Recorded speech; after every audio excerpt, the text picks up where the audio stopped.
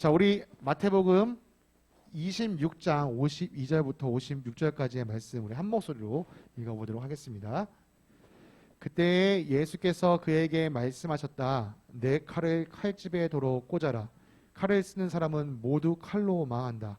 너희는 내가 나의 아버지께 당장에 12군단 이상의 천사들을 내 곁에 세워주시기를 청할 수 있다고 생각하지 않느냐? 그러나 그렇게 되면 이런 일이 반드시 일어나야 한다고 한 성경 말씀이 어떻게 이루어지겠느냐? 그때 예수께서 무리에게 말씀하셨다. 너희는 강도에게 하듯이 칼과 몽둥이를 들고 나를 잡으러 왔느냐? 내가 날마다 성전에 앉아서 가르치고 있었건만 너희는 내게 손을 대지 않았다. 그러나 이 모든 일을 이렇게 되게 하신 것은 예언자들의 글을 이루려고 하신 것이다. 그때의 제자들은 모두 예수를 버리고 달아났다. 아멘. 자, 이 오늘 읽었던 이 성경 말씀을 이해하려면 사실 우리 친구들이 이 앞에 무슨 내용이 있었는지를 기억하고 있어야 됩니다. 혹시 어떤 내용이 뭐 신이 기억하나요? 그렇죠. 맞아요. 바로 이 앞에는 베드로가 길을 자르는 장면이 있는데요. 그 앞에 사실 이제 조금 더 앞에 이야기까지 우리가 함께 기억을 해야 되는데 사실 마태복음 이 36절부터 그러니까 26장 36절부터 쭉 이어 내려와야 이 이야기가 좀 더 이해하기가 쉬운데 사실 36절은요. 지난주에 우리가 그러니까 지난주 말고 한 주 더 앞에 읽었던 내용이기 때문에 우리 친구들이 잘 기억나지 않을 수 있어요. 그러니까 다시 한번 전도사님이 그 이야기를 들려줄 텐데 오늘은 좀 우리 친구들 머릿속으로 이 이야기를 한번 좀 떠올리면서 한번 설교를 들어봤으면 좋겠어요. 윤재 혹시 앞에 불 좀 다 꺼줘 볼래? 네, 불 좀 다 꺼주세요. 자, 우리 친구들은 오늘 상상력이 좀 필요합니다. 오늘 이 성경 말씀을요. 우리 친구들 뒤에 꺼져. 다 꺼져 그냥. 네, 꺼도 돼요. 뭐 어떻게 되겠죠? 뭐 어떻게 되고 있죠? 네, 괜찮습니다. 우리 친구들 상상력이 필요한데요. 지금부터 전도사님이 하는 얘기를요. 여러분들 머릿속에서 잘 그려주세요. 그래서 성경 말씀이 이런 내용이었구나 한번 우리가 좀 생각해 보도록 하겠습니다. 자, 시작할게요. 어둑어둑한 밤이에요. 여러분 밤을 생각해야 됩니다. 밤을 머리에서 떠올려주세요. 지금 여러분은요 산 어딘가에 있습니다. 여기가 얼마나 조용한지 풀벌레 소리 그리고 새소리가 귀에 들리고 있습니다. 들려야 되는데 잠시만요. 이거를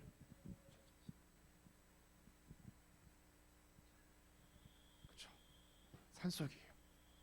풀벌레 소리와 새소리가 여러분 귀에 들리겠습니다.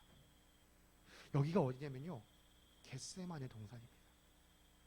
예수님께서 제자들과 종종 올라오셔서 함께 기도하시던 곳이었어요. 이날 밤도 예수님은요. 제자들과 함께 이곳에 올라와 기도하셨습니다. 하나, 둘, 셋, 아홉, 열, 열하나. 예수님의 제자는 12명인데요. 그 자리에는 11명밖에 없습니다. 예수님은 11명의 제자들 그들과 함께 겟세마네 동산에 계셨어요. 그리고 제자들에게 말씀하셨어요.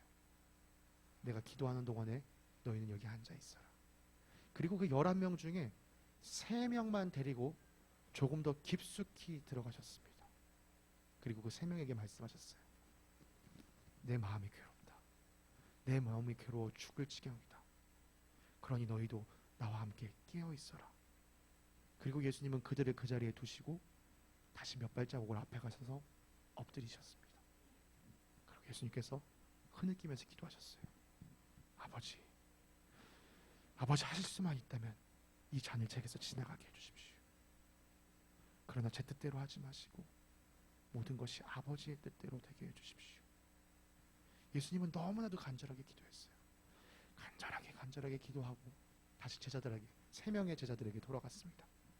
그런데 이게 웬일인가요? 이 3명의 제자가 기도하기는커녕 코를 골며 잠을 자고 있는 거예요. 예수님은요 그 옆에 있던 베드로를 흔들어 깨웠습니다. 베드로야, 그리고 얘들아, 너희는 잠깐이라도 깨어서 나와 함께 기도할 수 없니? 너 이 시험에 빠지지 않게 기도해야 한다. 그리고 다시 예수님은요 제자들 곁에서 조금 더 떠나가셔서 기도하셨어요. 아까와 동일한 기도. 아버지, 이 잔을 제게서 거두어 주십시오. 그러나 내 뜻대로 하지 마시고 아버지 뜻대로 하십시오. 예수님은 이렇게 3번이나 기도하셨습니다. 예수님께서 기도하시는 동안에 제자들은 계속 잠을 자고 있었습니다. 어두웠던 동산이 갑자기 밝혀졌습니다. 횃불을 든 사람들 사이에는요, 칼과 몽둥이를 들고 있는 사람들도 있었어요. 그리고 그 사람들 사이에서 사라졌던 제자 가룟 유다가 나타났습니다. 가룟 유다가 예수님께 다가가 예수님을 끌어안으며 인사를 나눴습니다. 그러니까 갑자기 사람들이 외쳤어요. 저 사람이야! 저 사람이 예수야! 저자를 잡아! 사람들이 예수님께 달려들어가 예수님을 붙잡으니까요, 제자들이 당황했습니다. 그래서 그 중에 한 명이 자기가 가지고 있던 칼을 꺼냈습니다. 그리고 그 순간 악! 하는 비명소리가 들렸어요. 아까 신이가 얘기해 준 것처럼 한 사람 대제사장의 종의 귀가 잘려나간 거예요. 자, 이 이야기 이유가 오늘 우리가 함께 읽었던 성경 말씀입니다. 악! 하는 비명소리 이후에 예수님께서 말씀하셨어요. 칼을 도로 집어넣어라. 칼을 쓰는 사람은 칼로 망한다. 너희는 내가 지금 당장이라도 아버지께 요청해서 12군단 이상의 천사들을 보내줄 수 있다는, 요청할 수 있다는 사실을 알지 못하느냐? 그러나 내가 그렇게 한다면, 내가 그렇게 천사들을 이곳에 불러내서 이 위기를 모면한다면 하나님께서, 아버지께서 성경을 통하여 하신 말씀이 어떻게 이루어지겠느냐? 어서 멈춰라. 예수님은 제자들을 말리셨습니다. 그리고 돌아서서 자기를 잡으러 온 사람들에게도 말씀하셨어요. 너희가 지금 강도를 잡으러 온 거냐? 왜 칼과 몽둥이를 들고 왔느냐? 내가 날마다 성전에서 가르칠 때면 너희는 나에게 손끝 하나도 대지 못하였었다. 그러나 오늘 이렇게 일이 된 것은 하나님께서 예언자들을 통하여 말씀하신 것을 이루기 위한 것이다. 자, 윤재 다시 한번 불 좀 켜줄래?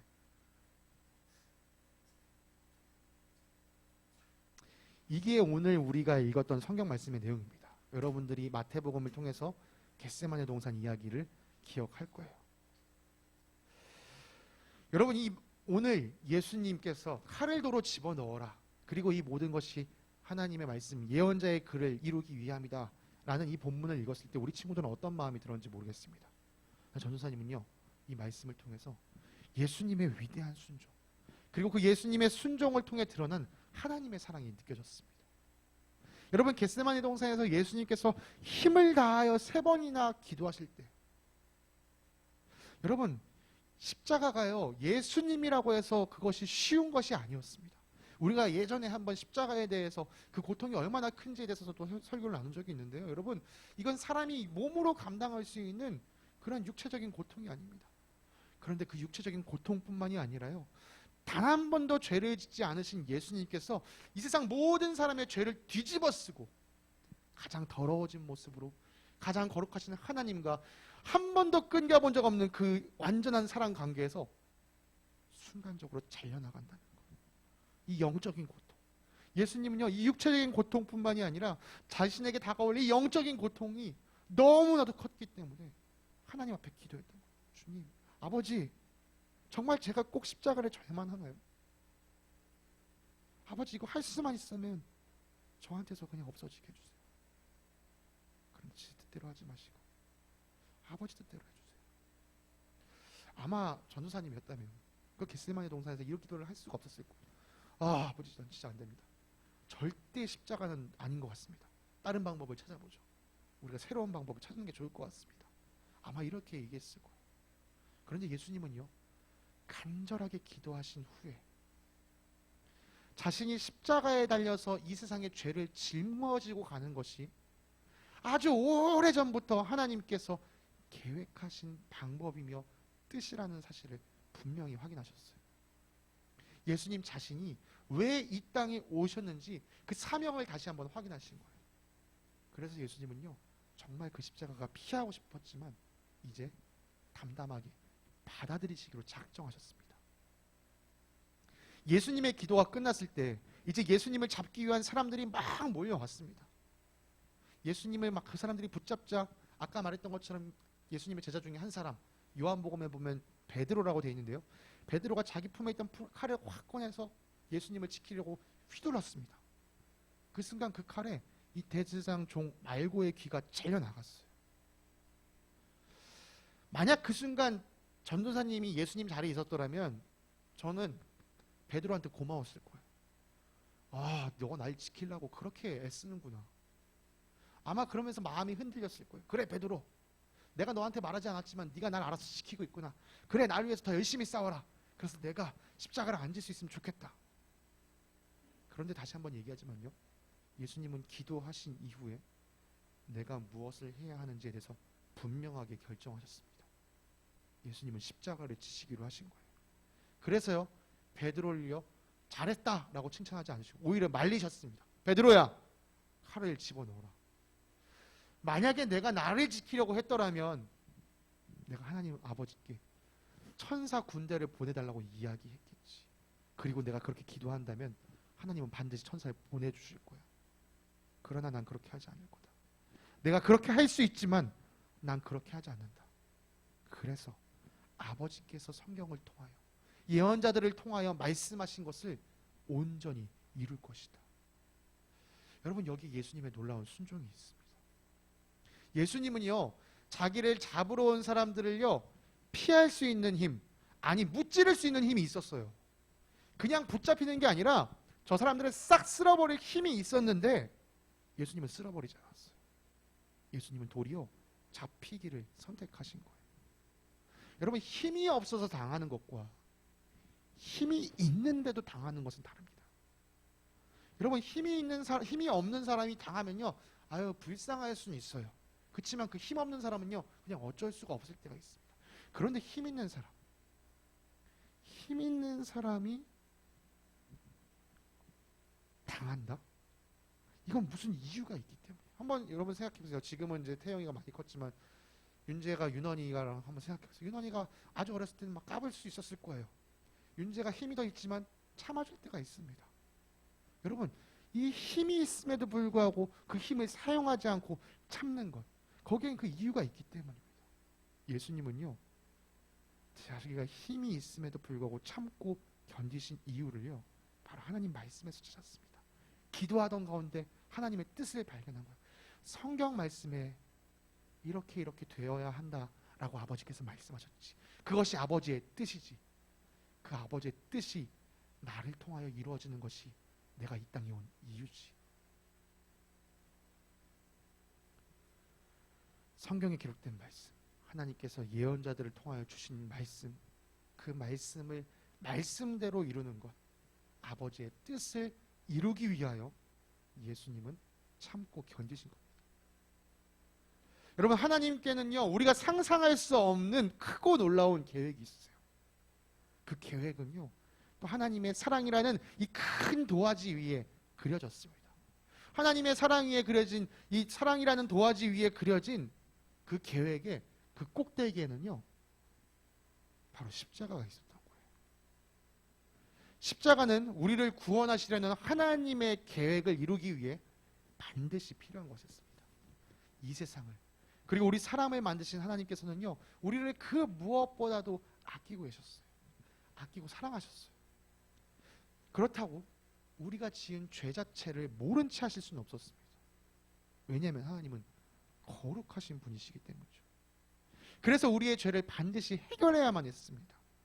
문제는 우리가 그 죄의 값을 해결할 능력이 없다는 거예요.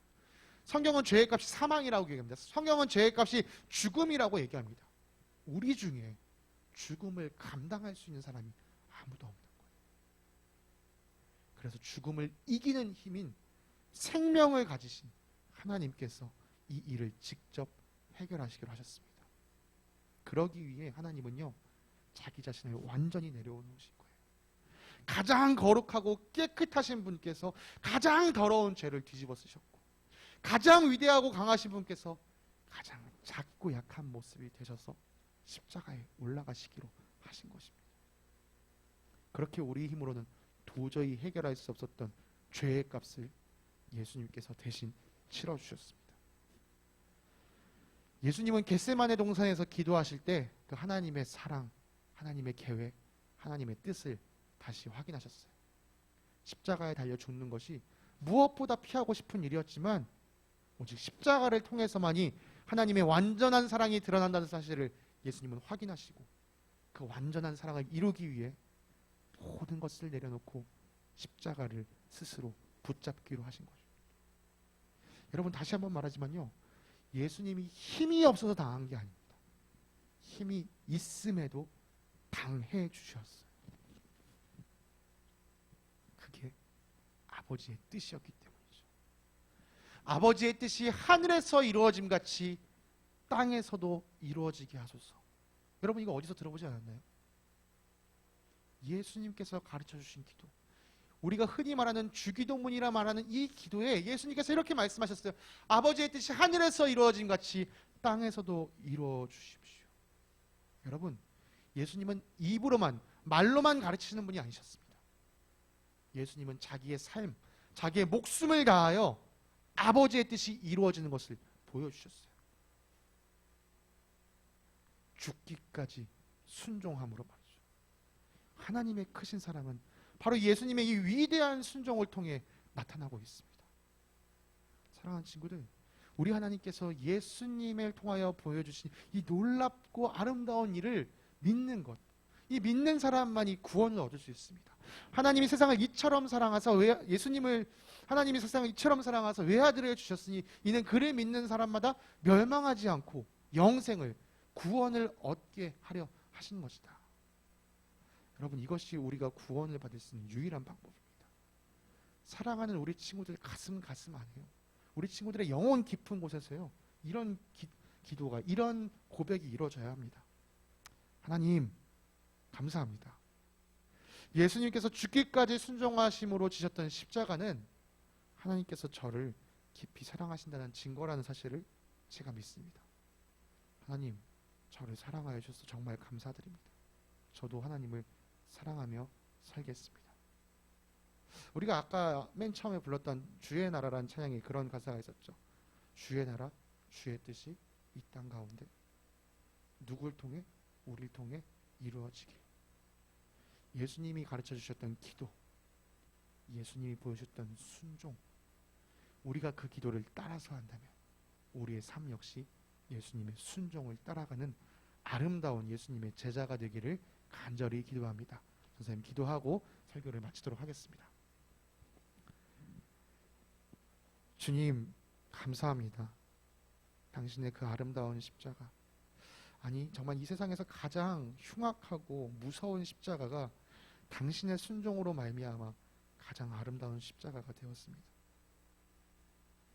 우리가 매달려야 할 그 십자가의 자리에 예수님 대신 올라가 주심으로 하나님의 사랑이 얼마나 큰지를 알게 하시고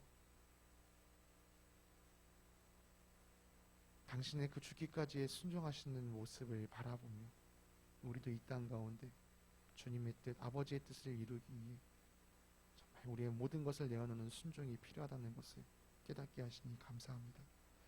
주님, 사랑하는 우리 친구들이 예수님의 십자가를 바라볼 때, 예수님의 십자가를 붙잡을 때 그 안에 흐르는 아름다운 하나님의 크신 사랑을 온전히 누리게 되길 간절히 소망합니다. 주님, 우리 친구들이 그 사랑을 깊이 누리며 그 사랑을 이 세상 가운데 드러내는 귀한 친구들 한 사람 한 사람 되게 하옵소서. 우리 가운데 그런 크신 은혜를 베푸실 주님께 감사드리며 거룩하신 예수 그리스도의 이름으로 기도드립니다. 아멘.